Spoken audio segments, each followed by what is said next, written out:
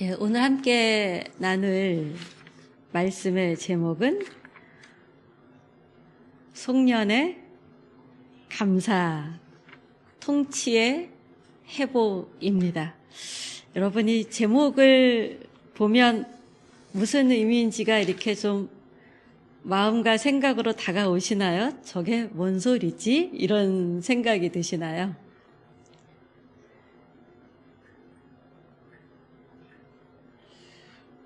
깊이 생각하시는 분도 있는가 하면 우리가 지난 예배 시간이 성탄 예배였지요. 성탄에 우리는 말씀으로 오신 예수님, 그 예수님과 동거하는 삶에 대해서 이야기를 나눴었습니다. 말씀으로 오신 예수님을 나의 주인으로 받아들였다면 이제 내 맘대로 사는 삶이 아니라 주님의 통치가 내 안에 이루어지도록 주의 뜻을 분별하면서 주님께 물으면서 주님과 동행하면서 주님과 결혼한 것처럼 살아가는 것이 성탄의 진정한 의미다, 이런 얘기를 했었는데요. 어떠십니까, 여러분?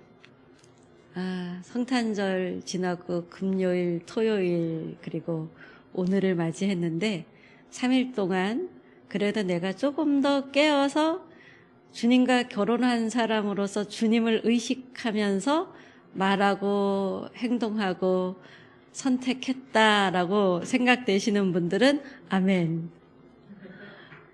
어허허, 아멘이 아니고 어허허. 아멘. 아멘. 네. 아멘. 아멘은 하나님 말씀 그대로가 진리입니다. 말씀 그대로가 실체입니다. 라고 고백하는 것이 아멘입니다. 자, 우리는 연말이 되면 많은 사람들이 자연스럽게 올해 한 해 내가 참 잘 살았을까라는 생각을 해보면서 참 힘든 순간도 있었는데 잘 버텼구나, 또는 이런 거 저런 거 꼽아보면서 그래도 꽤 감사한 한 해였구나 라고 생각하기도 하고, 또 신앙인들은 억지로 뭔가 감사를 짜내듯이 만들어내야 될 것 같은 그런 마음에 감사거리를 생각해 보기도 하는데요. 우리가 이 송년을 보내면서 해야 될 질문은 하나님은 성경을 통해서 이렇게 말씀하세요. 하나님 앞에서 너는 어디에 서 있었는가? 라는 질문입니다. 송년은 이미 오신 하나님 앞에서 어떤 자세로 살아왔는지를 내가 돌아보는 시간이에요. 성탄에 우리는 하나님과 동거하는 거다. 그래서 그분이 나의 삶을 통치하도록 하는 게 내가 주님을 영접하는 거다라는 얘기를 했었죠. 그리고 이 주님을 영접한 하나님 자녀의 권세가 3가지가 있다, 그런 얘기 했었는데 혹시 생각나는 자녀의 권세 있으십니까? 이 자녀의 권세, 세상이 나를 규정할 수 없는 게 자녀의 권세예요. 세상이 너는 바보야, 너는 찌질이야, 이렇게 규정할 수 있지만 우리는 그 세상의 규정에 따라 사는 사람이 아니라 하나님의 규정에 따라 사는 사람이라는 거죠. 반대로 세상이 당신 너무 멋있어요 막 이래도 세상이 규정한 내가 아니라 하나님이 규정한 나. 그래서 자녀의 권세 첫째, 세상이 나를 규정할 수 없다. 자녀의 권세 두 번째 뭐였습니까? 상황에 우리는 지배당하지 않는 권세를 가지고 있다. 상황이 나를 다스릴 수 없는 권세를 가진 것이 누구다? 하나님을 알고 예수 그리스도를 나의 구주로 영접한 하나님 자녀의 건세다. 근데 이 두 가지 건세를 몰라도 세 번째 건세만 잘 알면 이 두 가지가 다 해결된 자로서 살아가는 거다라고 했는데, 세 번째 자녀의 건세는 뭐였을까요?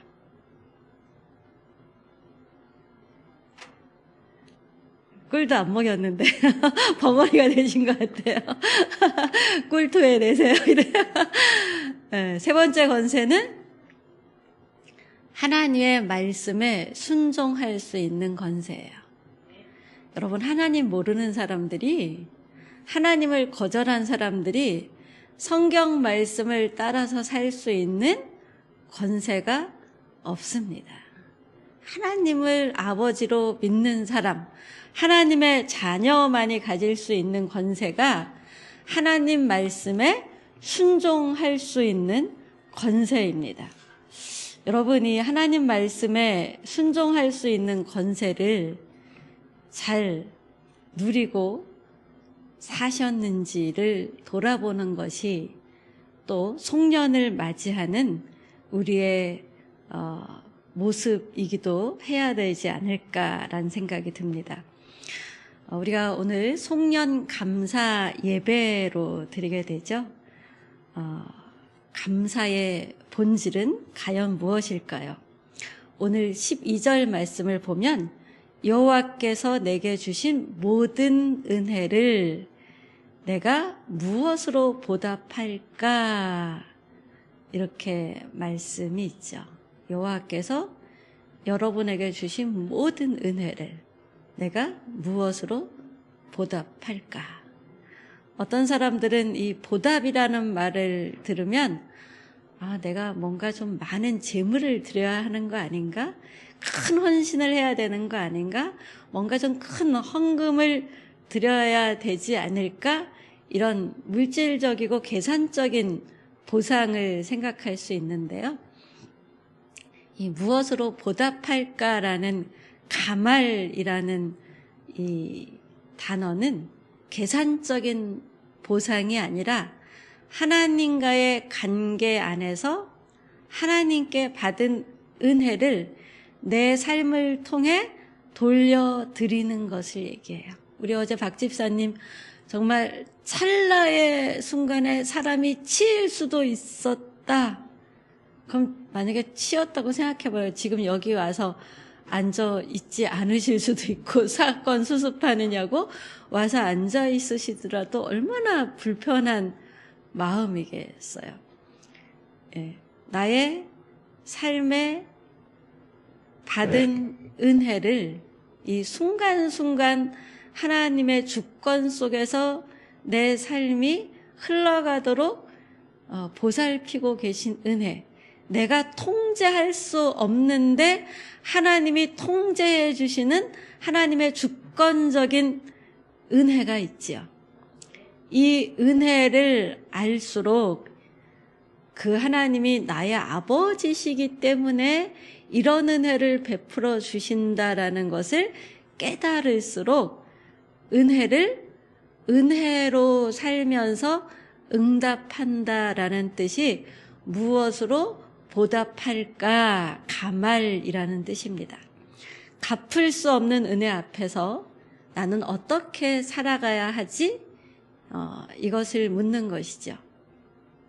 그러면서 어떤 말씀이 이어지냐 하면 구원의 잔을 들고 여호와의 이름을 부르며 공동체 앞에서 서원을 갚는 삶을 살겠다라고 합니다. 이 구원의 잔을 들었다라는 게 뭐예요?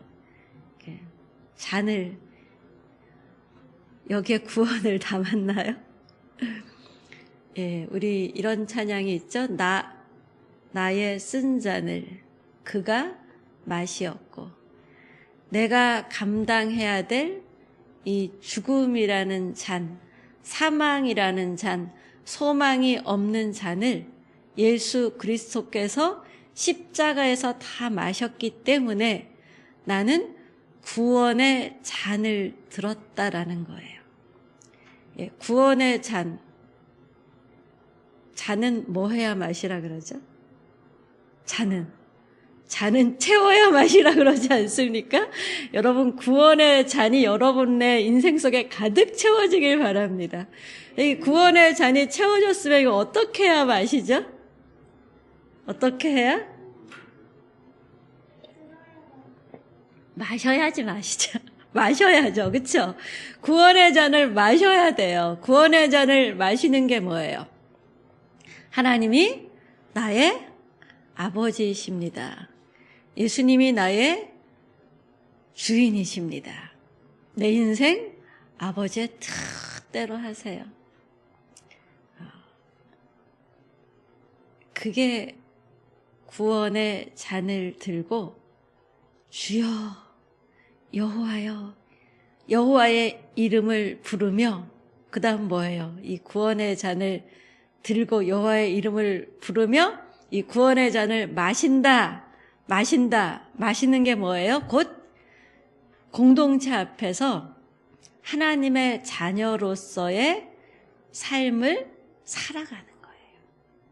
그것이 공동체 앞에서 서원을 갚는 것이죠. 우리 아빠 되신 분들 처음 자녀가 태어났을 때 어떻게 나한테서 이런 생명체가 태어났을까? 라는 그 감격 속에서 내가 정말 얘한테 좋은 아빠가 돼야지, 이런 마음 먹지 않으셨습니까? 또 결혼하기 전에 연애를 하고 소개를 받고 결혼을 하면서 내가 이 여자한테 참 좋은 남편이 돼야지, 또 좋은 아내가 돼야지, 우리가 좋은 가정을 세워야지, 이런 마음의 소원을 여러분 다들 한 적이 있지 않으십니까? 이 구원의 잔을 들고 여호와의 이름을 부를 때 우리는 그런 공동체가 건강하게 설 수 있는 그런 삶을, 기여를 할 수 있는 존재가 되는 것이죠. 그래서 무엇으로 보답할까? 이것은 구원받은 자로서 하나님 자녀의 얼굴로 살겠다라는 고백입니다. 자녀 앞에서 하나님의 자녀로서의 얼굴을 내가 한다는 것, 어떤 것일까요? 내 남편 앞에서, 내 아내 앞에서, 내 친구 앞에서, 또는 나를 엄청 골탕 먹이기 일수인 왼수 같은 인간들이 있잖아요, 주변에.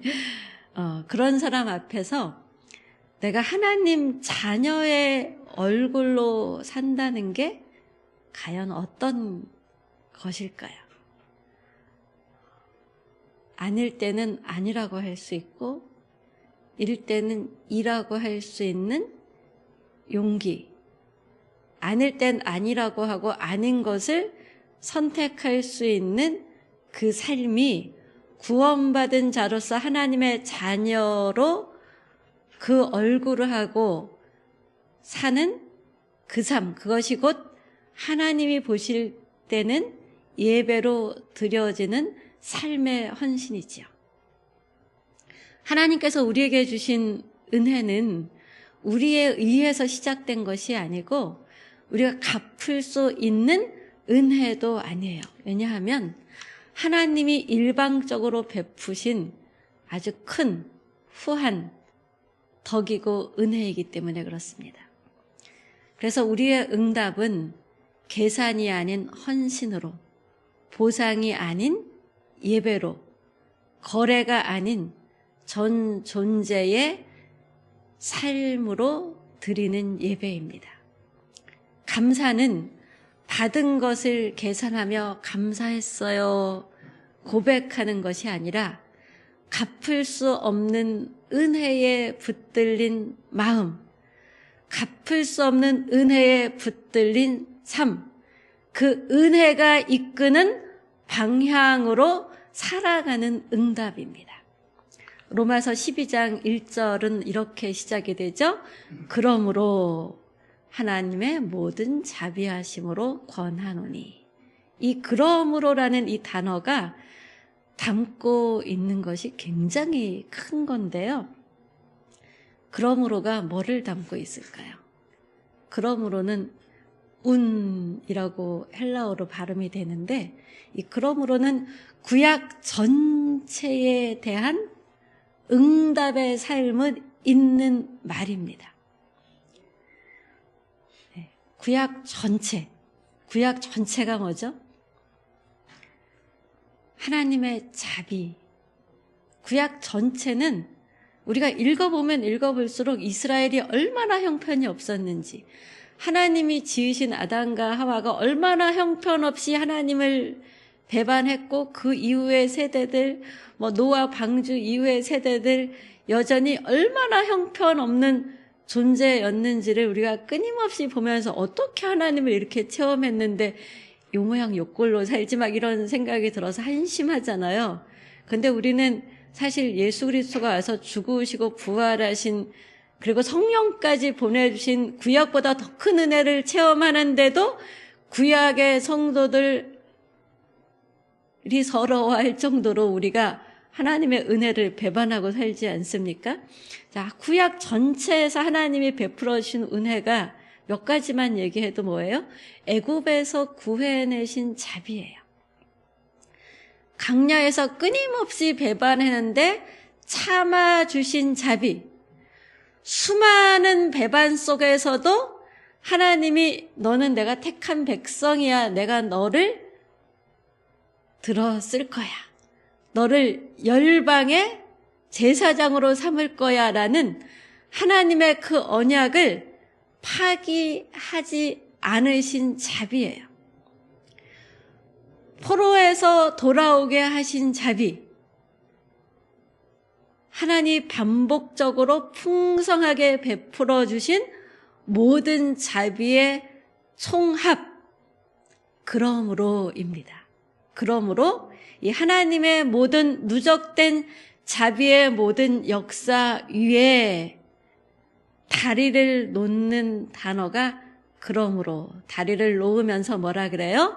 너희 몸을 하나님이 기뻐하시는 거룩한 산제물로 드리라. 하나님의 모든 자비하심, 이거는 구약에 예수님이 오시기 전에 베풀어 주신 그 모든 자비하심, 그것으로 권한다. 너희 몸을 하나님이 기뻐하시는 거룩한 산 제물로 드리라. 제물은 구약시대에 어디에 놓여졌습니까? 레위기에 보면 죽여서 제단에 놓지요. 피는 다 뿌리지요. 피 없이는 사함이 없기 때문에. 그런데 예수 그리스도께서 십자가에서 영원한 제물이 되셨음에도 불구하고, 이 로마서는 십자가에서 예수 그리스도가 영원한 제물이 되신 그 사건이 있은 후에 예수를 만난 사람에 의해서 쓰여진 것이잖아요. 근데 제물로 드리래요. 너희 몸을. 그러면 우리 몸을 제단 위에 쪼개서 바쳐야 되나요? 이 시대의 제단은 성도 자신이에요. 여러분 자신. 제사는 성도의 삶입니다. 성소는 어디냐? 여러분이 살고 있는 일상의 삶의 자리입니다. 그 성소에서 거룩한 존재로 하나님께 드려지는 것, 이것이 산제물로 우리의 몸을 하나님께 드리는 거예요. 그래서 너희 몸, 이 몸은 소마, 육체라는 단어의 의미만이 아니라 우리의 삶 전체가 드러나는 우리의 존재의 자리, 곧 우리가 살아가는 시간, 우리의 선택, 우리의 관계, 우리의 노동, 우리의 습관, 우리의 감정까지 포함한 우리의 전 인격이 나타나는 모든 것이 이 소마 몸이에요. 그것을 거룩한 산 제물로 드리라. 이는 너희의 드릴 영적 예배니라라고 하잖아요. 호세아 6장에 보면 번제보다 하나님은 인애를 원하신다. 미가서를 보면 여호와께 구하시는 제사는 정의와 인애다라고 하십니다. 이 구약의 예언자들이 끊임없이 외쳤던 삶의 내용이 뭐예요? 인애, 정의입니다. 곧 이렇게 모여서 1시간, 2시간, 3시간 예배하는 그런 모임만이 아니라 내가 살아서 숨쉬는 모든 삶의 공간 속에서 내 존재됨의 내용이 하나님의 얼굴을 반영하는 내용으로 살고 있느냐라는 거예요. 그것이 영적 예배라는 거죠. 시편 51편에 뭐라고 말씀이 있습니까? 하나님이 구하시는 제사는 상한 심령이라고 합니다. 우리가 율법의 요구를 이루려고 내 힘으로 애쓰다 보면 상한 심령이 되기도 하고요. 이 깨지고 험한 세상 속에서 나를 접대시하는 세상이잖아요. 이 세대를 본받지 말라라고 했잖아요. 이 세대가 어떤 세대입니까? 이 세대는 하나님이 없는 질서예요. 곧 바벨론의 시스템이라는 거예요. 파라오의 구조, 바로의 구조라는 거죠. 하나님 없는 가치 체계. 바로가 상징하는 것은 뭡니까? 우상의 가치 체계예요. 우상의 사고방식. 그것이 내 삶을 지배하는 세상의 흐름. 그래서 인간적인 어떤 힘이 기준이 되는 질서, 눈에 보이는 성공과 효율이 우상이 되는 구조, 그것을 본받지 말고라고 합니다. 구약의 이스라엘은 이 유혹에 끊임없이 넘어가서 애굽을 그리워하고 가나안의 방식에 동화되고 바벨론의 언어와 가치에 매몰되었지요.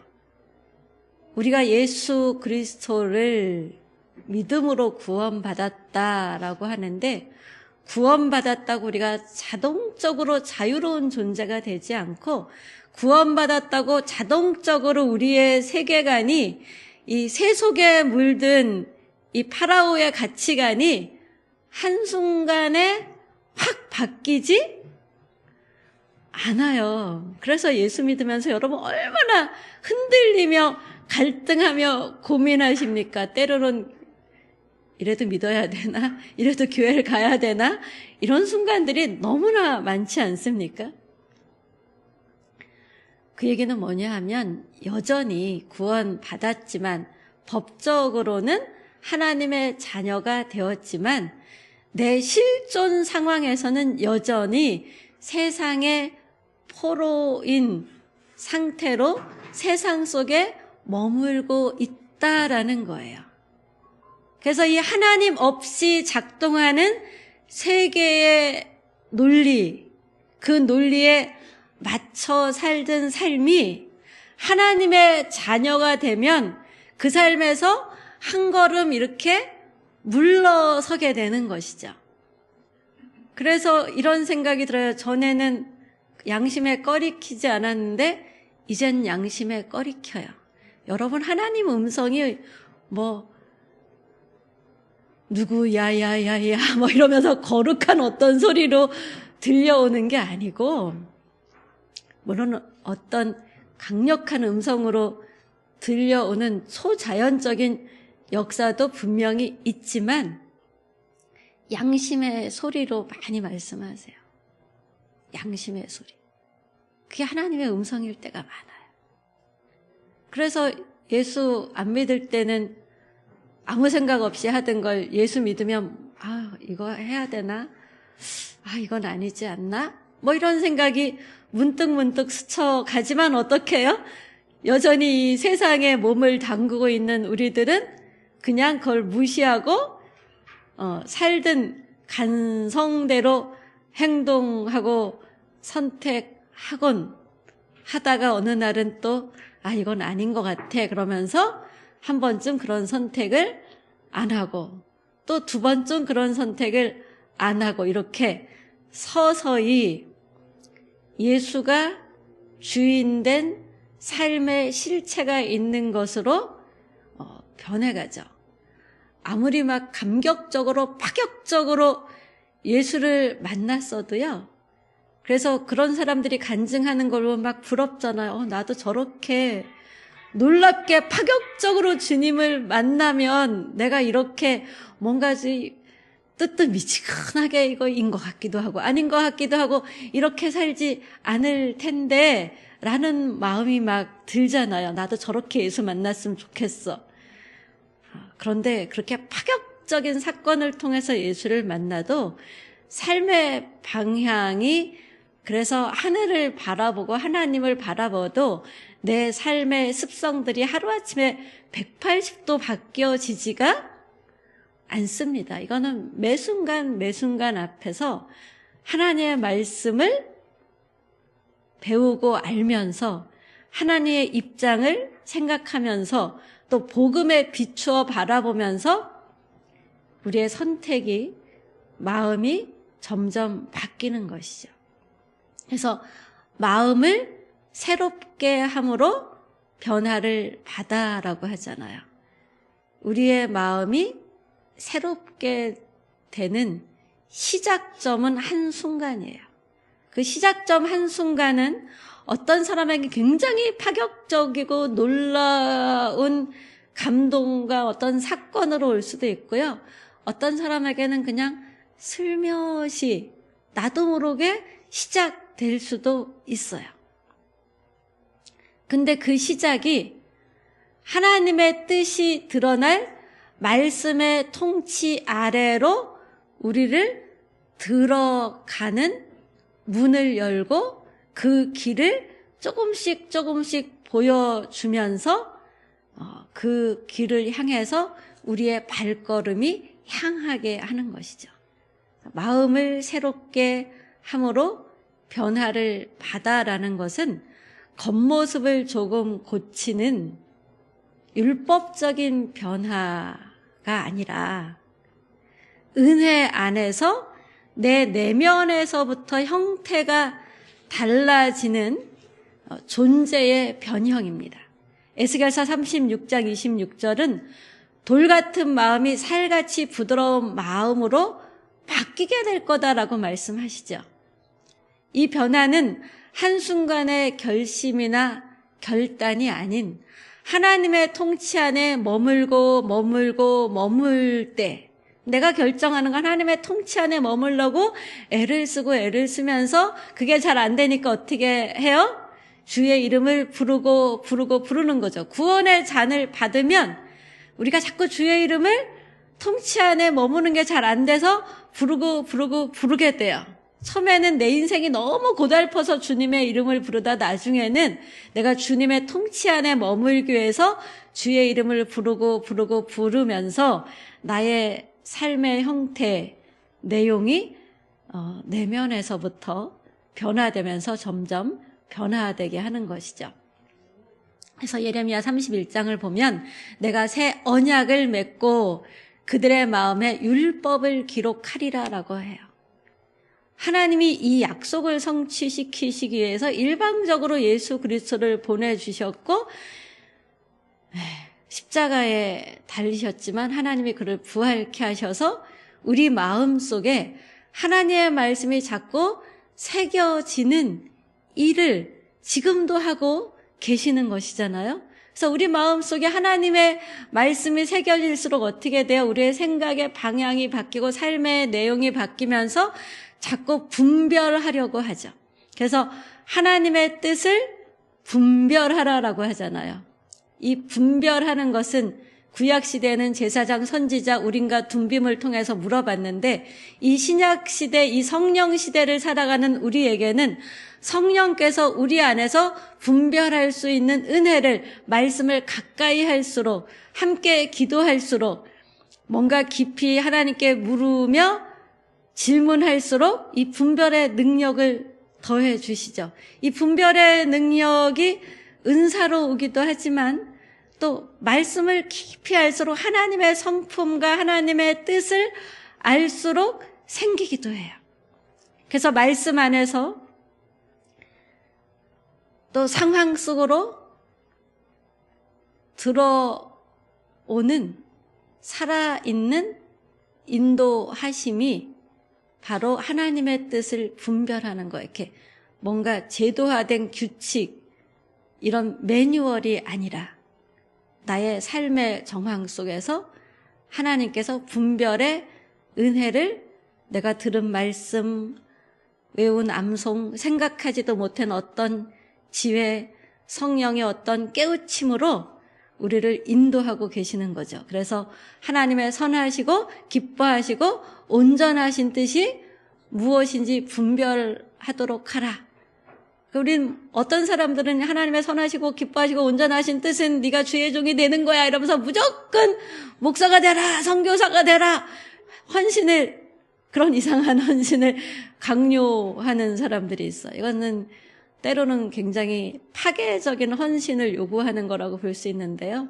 내 하루아침 일어나서 잠자리에 들기까지 또 잠을 자면서 하나님께 함께 걸으며 때로는 아빠로, 때로는 엄마로, 때로는 사회인으로, 때로는 친구로, 때로는 원수 관계 속에서 어떻게 살아내느냐를 선택하는 것, 어디에 맞게 하나님의 선하시고 기뻐하시고 온전하신 뜻에 맞게 그 방향으로 살아내는 것, 이것이 산제물로 드려지는 하나님의 뜻을 분별하는 삶입니다. 그래서 일상생활이란 삶의 성소에서 드려지는 생활 예배입니다. 하나님의 은혜에 대한 유일한 보답이 뭐예요? 이 일상생활에서 하나님의 은혜를 받은 사람답게 살아가도록 하나님의 은혜에 붙들린 삶을 사는 거라는 거예요. 세상의 가치관, 파라오의 가치관에 붙들린 삶이 아니라 하나님의 은혜를 기억하며 그 은혜에 붙들린 삶을 살기 위해서 우리는 끊임없이 주의 이름을 부르며 기도해야 되고 끊임없이 성경을 묵상하고 암송하며 그 묵상하고 암송한 말씀에 내 인생의 닻을 탁 걸고 흔들려도 닻이 걸려 있으면 어떻게 해요? 예, 파도에 휩쓸려 가서 깨지지 않잖아요. 그래서 하나님의 뜻을 분별한다는 것은 모든 것을 이해했다는 뜻이 아니라 오히려 이해되지 않는 시간까지도 하나님의 손에 맡기는 용기, 이해되지 않았던 시간, 설명할 수 없는 흔들림, 그저 버텨내야만 했던 눈물 라는 그 순간들, 아무도 모르는 그 어두운 인생의 밤들을 주의 이름을 부르며 내가 실제 사는 삶의 자리에서 공동체 앞에서 하나님의 사람으로서 서원한 것을 갚겠다. 좋은 아빠가 돼야지, 좋은 남편이 돼야지, 좋은 사회인이 돼야지, 정말 좋은 성도로, 좋은 하나님의 자녀가 돼야지. 우리는 이런 생각하지 않아요? 하나님의 받은 은혜를 이렇게 감동적으로 느껴질 때마다 아, 진짜 하나님 앞에 잘 살아야지, 이런 생각하잖아요. 그런 것을 여호와 앞에 갚으며 사는 삶, 예, 다 이해해서가 아닙니다.